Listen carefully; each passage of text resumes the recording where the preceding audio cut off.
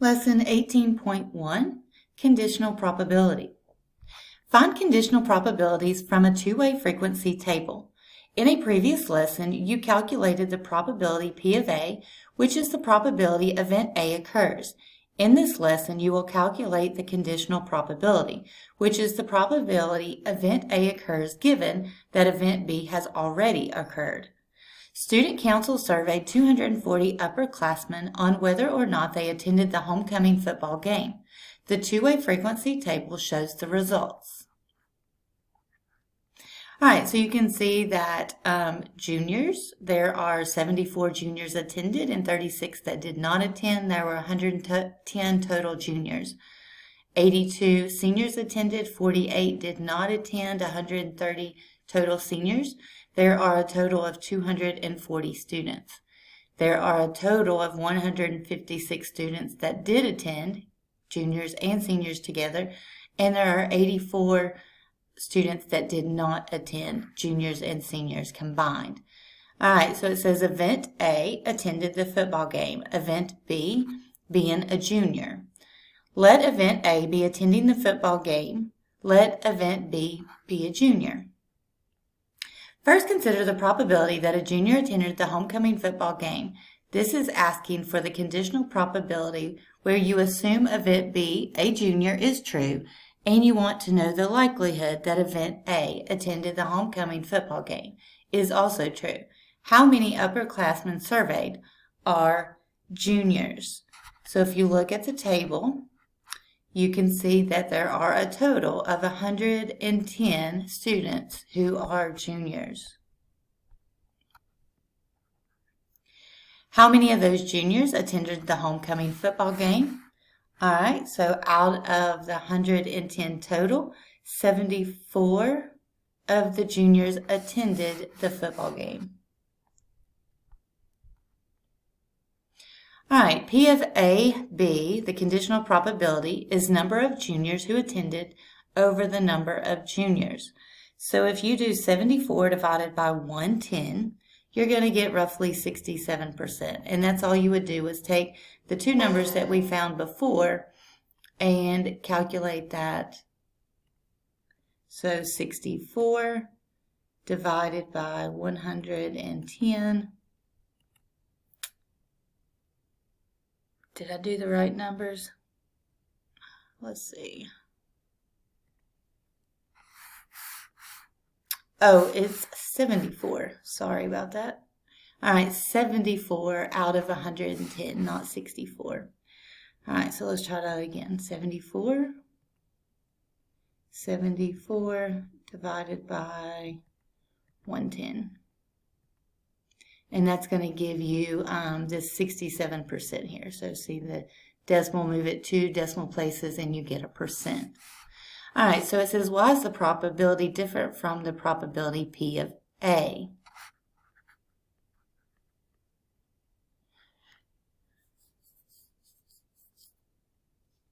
All right, so A is just attending the football game.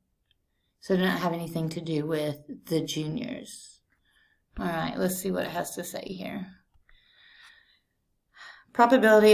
Conditional probability of P of A is the probability that a junior attended the homecoming game, but P of A is the probability that an upperclassman, so a junior or a senior, attended the football game. So that's the difference there. All right, so it says next consider the probability that an upperclassman who attended the homecoming football game is a junior. This is asking for the conditional probability where you assume event B, attending the homecoming football game, is true, and you want to know the likelihood that an event A, junior, is also true. How many upperclassmen surveyed attended the homecoming football game? How many of those attended are juniors? All right, so if we look up here, we can see that this column here are the ones that attended the football game. So 156 total attended, and 74 of those are juniors. So 156 and 74. So when it says upperclassmen, that includes your juniors and seniors. All right, number that attended who are juniors divided by number that attended is 47%. Why is the conditional probability of B of A different from the probability of P of A intersection B? All right.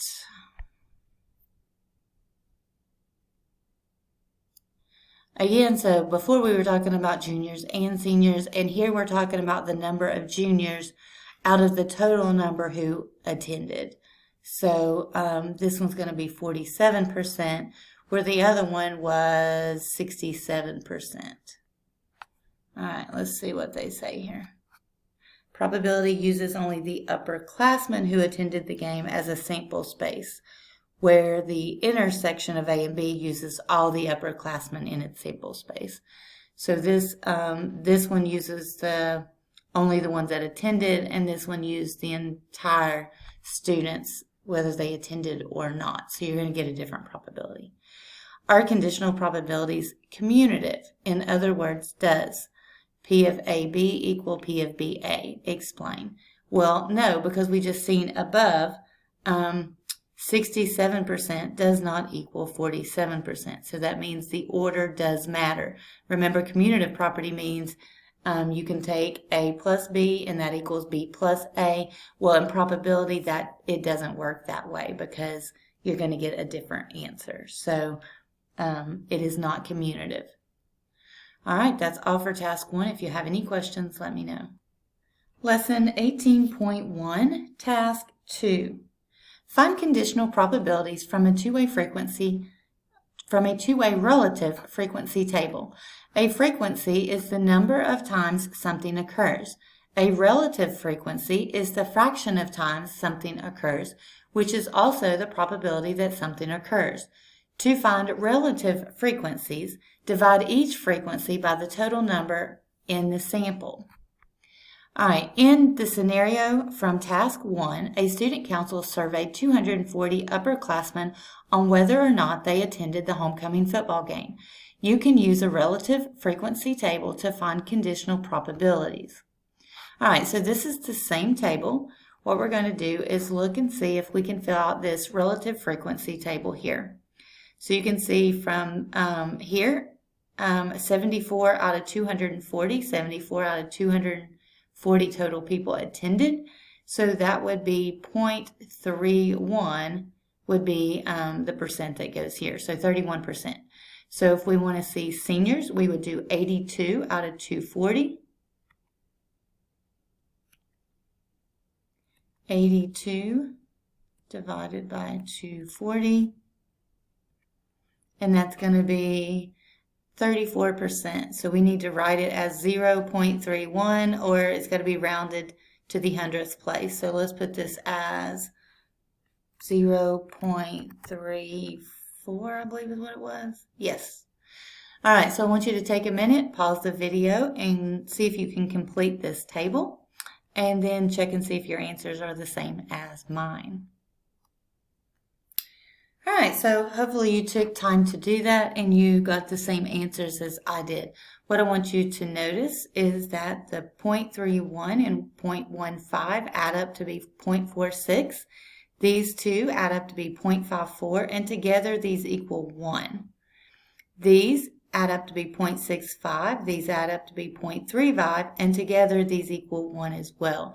So 1 represents the total 100% of the students accounted for, so 240 out of 240 students.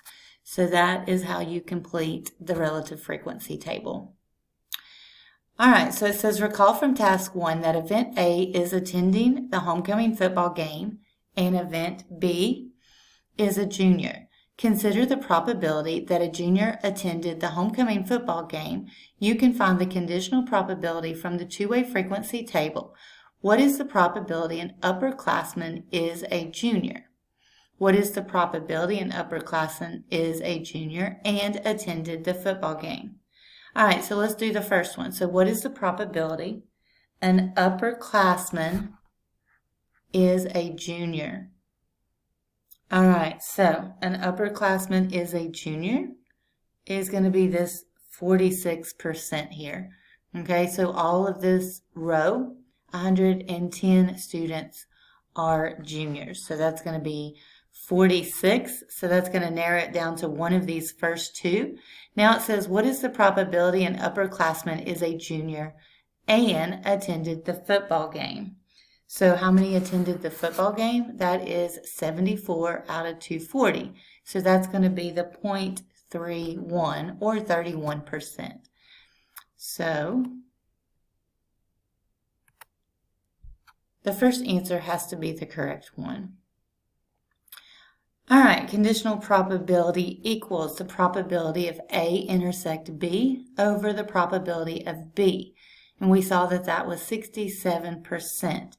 Is the probability found from using a frequency table in task 1 the same as the probability found here from using a relative frequency table? Explain why this makes sense. And the answer to that is yes, they are the same. All right, so it says you are looking for the same probability whether you use the frequency table or the relative frequency table. So the fact that we had the same information in there about attending a game and then which ones were juniors, those numbers did not change, so those would be the same. All right, you can prove that finding probabilities using relative frequency table is the same as finding probabilities using frequency tables. Let n of s represent the number of elements in a sample space. Match each value on the left to its corresponding values on the right. All right, so n of s is the number in the sample space. All right, so so n of b would be the number of juniors. Remember, event A was attending a game, and event B was the number of juniors. So that would be the first one. The number of A intersect B. Okay, so that's going to be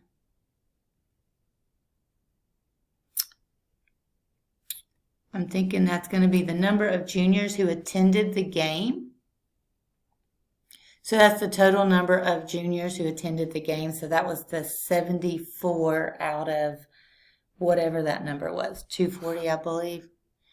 All right, and then the probability of A intersect B. Okay, and that's just the formula that we were given. So that one is here. This represents this probability. If you go back in your notes, you should find that. And then the probability of B, that means of a junior, so it's going to be the number of all over number of sample, number of A. A has attended the game. B is juniors. I'm not sure what the A and the S stands for the sample space, I know. A is attending, I guess. Juniors attending. I'm not sure why they're using the A there. That's a little confusing, but that has to be the correct one. It does say N signifies a number, and a probability is the number divided by the sample space. Okay. All right, so using these formulas show that the probability of AB and the probability of AB are equivalent. So that's saying show that the probability here, these equations, this is the probability of A intersect B over probability of B is the same as the number of A intersect B over the number of B. And I'm going to see what they have here as well. All right, so all they did was show that you've got probability of A intersect B over probability of B. All right, so probability of A intersect B can be rewritten as this top part here. The number of A intersect B over the number of in the sample space. And the probability of B is the number of B over the number of in the sample space. So this is just written out in long form. Since both of these have n of s here, we can multiply by the reciprocal, those cancel, and leave this here. All right, if you have any questions, let me know.